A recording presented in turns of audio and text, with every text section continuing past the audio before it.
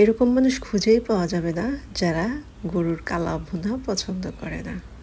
Hello everyone, আশা করি সবাই খুবই ভালো আছেন। কাছে বা দূরে, দেশ বা দেশের বাইরে থেকে যারা আমার ভিডিওটা দেখছেন সবাইকে আমার নতুন ভিডিওতে আমন্ত্রণ জানাচ্ছি। বাই দ্য ওয়ে, আজকের রেসিপি গরুর মাংসের কালো ভুনা। তো এখানে আমি 10টা কাঁচামরিচ নিয়েছি, শুকনা মরিচ নিয়েছি, 4 টুকরা দারচিনি, 6টি সবুজ এলাচ, 2টি কালো এলাচ, হাফ জয়ফল নিয়েছি, ভেঙে দিয়েছি জয়ফলটা, জয়ত্রী নিয়েছি হাফ,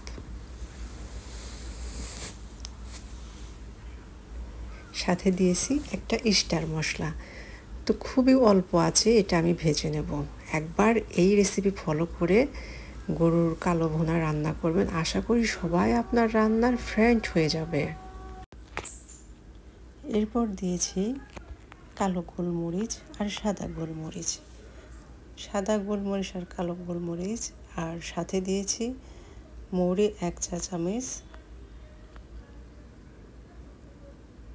জিরে 1 চা চামচ, শাহি জিরে হাফ চামচ।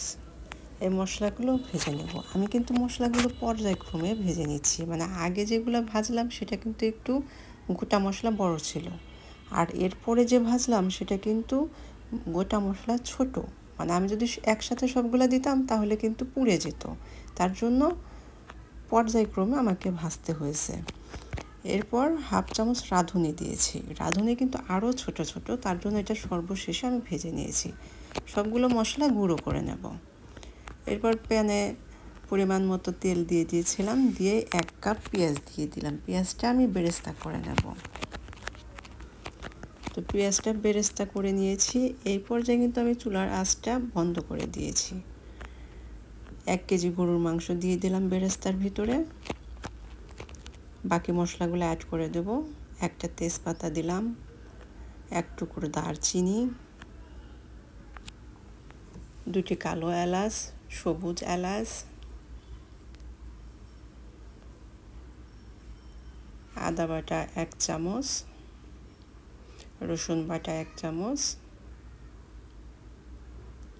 পেঁয়াজ কুচি দিয়ে দিলাম 1 কাপ পরিমাণ।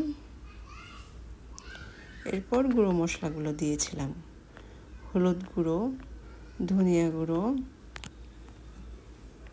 মরিচের গুঁড়ো, স্বাদ মতো লবণ। আমি সবগুলো মশলাই কিন্তু স্ক্রিনে লিখে দিয়েছি, আপনারা একটু ফলো করবেন কেমন। তারপর দিয়েছিলাম সেই যে ভেজে রেখেছিলাম না মশলাটা, সেটা গুঁড়ো করে দিয়েছিলাম। দেওয়ার পর সব কিছু হাত দিয়ে ভালো করে সময় নিয়ে মেখে নিয়েছিলাম। এরপর সয়া সস দিয়েছিলাম, দেওয়ার পর টমেটো সস দিয়েছিলাম একটু।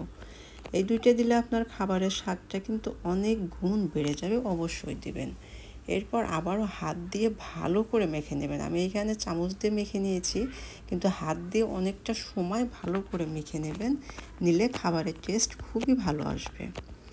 মেখে নেওয়ার পর ঢাকনা দিয়ে ঢেকে চুলায় বসিয়ে দেব। মাংস থেকে কিন্তু দেখতে পাচ্ছেন অনেকটা পানি বেরিয়ে আসছে।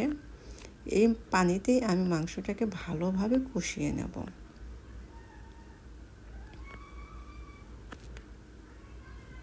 মাংসটা কষিয়ে নেওয়ার পর 1 কাপ গরম পানি দিয়ে দিব। এখানে ঠান্ডা পানি দিতে যাবেন না, আপনার গরম পানি দেবেন। মাংস সিদ্ধ হয়ে গেছে, কিন্তু আমার কষানোর মধ্যেই কিন্তু আমার মাংসটা একদম সিদ্ধ হয়ে গেছে। তারপরেও আমি 1 কাপ গরম পানি দিয়েছি যেন আরও ভালোভাবে মাংসটা সিদ্ধ হয়ে যায়। মাশাআল্লাহ, কালারটা দেখেই কিন্তু বোঝা যাচ্ছে কত সুন্দর কালার আসছে।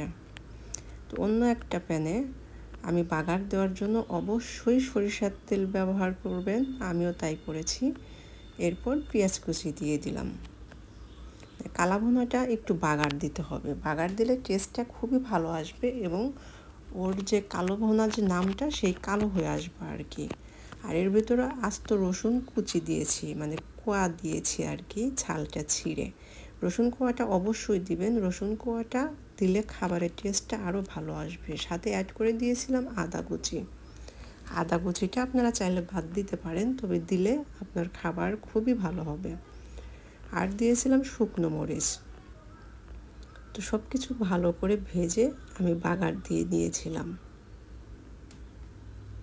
এত সুন্দর একটা ফ্লেভার বের হয়েছে না, আমি যদি আপনাদেরকে একটু শোনাতে পারতাম তাহলে বুঝতেন যে কি সুন্দর একটা ফ্লেভার বের হয়েছে। খাবারটা কিন্তু খুবই ভালো ছিল, এত ভালো ছিল, একবারের জন্য হলেও বাসায় ট্রাই করবেন, তাহলে বুঝবেন যে খাবারটা খেতে কত ভালো ছিল।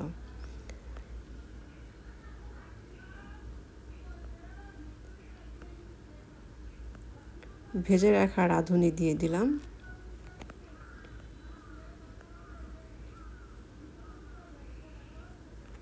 ভেজে রাখা মশলা, যে মশলাটা আমি গুঁড়ো করে রেখেছিলাম না, তার থেকে একটু মশলা আমি রেখে দিয়েছিলাম, সেই মশলাটা দিয়ে দিলাম। দেওয়ার পর ঢাকনা দিয়ে ঢেকে 10 মিনিট মতো রেখে দিয়েছিলাম। মাশাআল্লাহ, দেখে কিন্তু বোঝা যাচ্ছে খেতে ভীষণ ভালো ছিল। রেসিপিটা যদি ভালো লাগে অবশ্যই লাইক, কমেন্ট, শেয়ার করে পাশে থাকবেন। ভালো থাকবেন, আবার দেখা হবে। আল্লাহ হাফেজ।